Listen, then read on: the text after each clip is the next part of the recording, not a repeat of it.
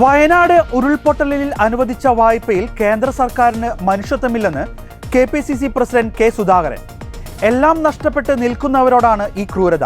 വയനാടിന്റെ കാര്യത്തിൽ ആവശ്യമെങ്കിൽ CPIM-മായി യോജിച്ച് പ്രക്ഷോഭം നടത്തുമെന്നും അദ്ദേഹം വ്യക്തമാക്കി.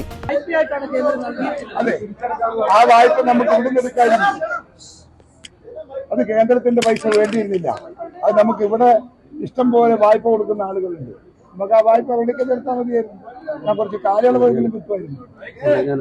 ഇത് ഈ കളിപ്പീരാണ്. ഒരു സർക്കാരിന് യോജിച്ചതല്ല. അന്തസ്സും മാന്യതയുമുള്ള ഒരു ഗവൺമെന്റ് ചെയ്യേണ്ടതല്ല ഈ ചെയ്തത്. എല്ലാം നഷ്ടപ്പെട്ട ആളുകൾക്കാണ് ഈ ഇതിന്റെ പണവും കൊടുക്കുന്നത്. അവരെവിടെ വീടെടുക്കാൻ? അവർ വീടെടുത്താൽ വീട് പോയി എവിടുന്ന് പൈസ കൊണ്ട് നടക്കാൻ? ആ കുടുംബത്തിന്റെ അവസ്ഥ എന്താണെന്ന് മനസ്സിലാക്കാനുള്ള മനുഷ്യത്വം പോലും ഈ സർക്കാരിന് ഇല്ല എന്ന് ഞാൻ പറഞ്ഞാൽ അത് നിഷേധിക്കാൻ ഒരാൾക്കും സാധിക്കില്ല. അതുകൊണ്ട് നിർലജ്ജം ഈ സർക്കാർ ഈ നടപടി പ്രാവർത്തികമാക്കാൻ തീരുമാനിച്ചത് അത് പിൻവലിക്കണം എന്നാണ് എനിക്ക് ആവശ്യപ്പെടുന്നത്.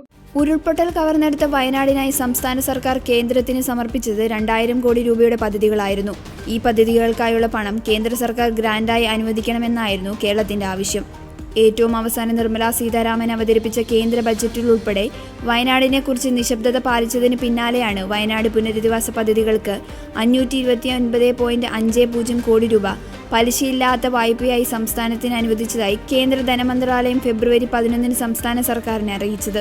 50 വർഷം കൊണ്ട് പണം തിരിച്ചടച്ചാൽ മതിയെന്ന സാവകാശമുണ്ടെങ്കിലും പണം 2025 മാർച്ച് 31 ചിലവഴിച്ചതിന്റെ കണക്കുകൾ പിറ്റേ ദിവസമായ ഏപ്രിൽ 1 സമർപ്പിക്കണമെന്ന നിബന്ധന മുന്നോട്ട് വെച്ചതോടെയാണ് ഈ വായ്പയിലെ കുരുക്ക് സംസ്ഥാന സർക്കാരും ജനങ്ങളും തിരിച്ചറിഞ്ഞത്. ടൗൺഷിപ്പുകൾ, പാലങ്ങൾ, റോഡുകൾ, സ്കൂൾ കെട്ടിടങ്ങൾ, ഫയർ സ്റ്റേഷനുകൾ തുടങ്ങി വിശദമായ പ്ലാൻ ആവശ്യമായതും നിർമ്മാണത്തിന് മാസങ്ങൾ വേണ്ടതുമായ പദ്ധതികൾ എങ്ങനെ 45 ദിവസത്തിനുള്ളിൽ തീർക്കണമെന്നത് സർക്കാരിന് മുന്നിലെ പ്രധാന വെല്ലുവിളിയാണ്.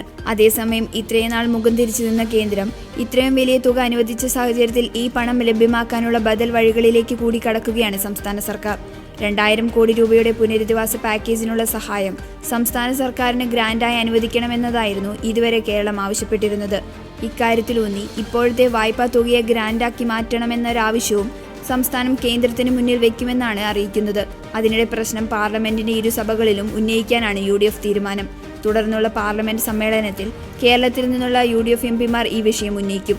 LDF MPമാരുമായി ചേർന്ന് യോജിച്ച് കേന്ദ്ര ധനമന്ത്രിയെ സന്ദർശിക്കാനും ആലോചനയുണ്ട്. ഇതിനെതിരെ ശക്തമായി പ്രതികരിക്കാനാണ് കോൺഗ്രസിന്റെ തീരുമാനം. ആവശ്യത്തിന് ഞങ്ങൾ പോകും. ആരോടും നമുക്ക് നമ്മുടെ നാട്ടിൽ ജനങ്ങളോടാണ്. പാവപ്പെട്ട ജനങ്ങളാ, കർഷകരാ, അവരുള്ള വീടും ഉള്ളതെല്ലാം എല്ലാ സമ്പാദ്യവും നഷ്ടപ്പെട്ടവരാ. അവരെ സഹായിക്കുന്നില്ലെങ്കിൽ പിന്നെ എന്ത് രാഷ്ട്രീയം, എന്ത് ജീവിതം, എന്ത് പൊതുപ്രവർത്തനം? ഞങ്ങളെല്ലാം അതിനു വേണ്ടി വീട് മരിക്കാൻ ഞങ്ങൾ തയ്യാറാണ്. പക്ഷേ ഈ ഗവൺമെന്റ് ഇതാണ് അവരെ നയമെങ്കിൽ നമ്മൾ ഈ സർക്കാരിനെതിരെ നമ്മൾ തിരിയേണ്ടി വരും എന്നവരെ ഓർമ്മിപ്പിക്കുന്നു. കേരളത്തിലെ ജനങ്ങൾ അവർക്കെതിരെ തിരിഞ്ഞാൽ അതിന്റെ ദുരന്തം അവർ അനുഭവിക്കേണ്ടി വരും എന്നും ഞങ്ങൾ ഓർമ്മിപ്പിക്കുന്നു. ഈ തരൂരിന്റെ ലേഖനം ഞാനത് വായിച്ചിട്ടില്ല.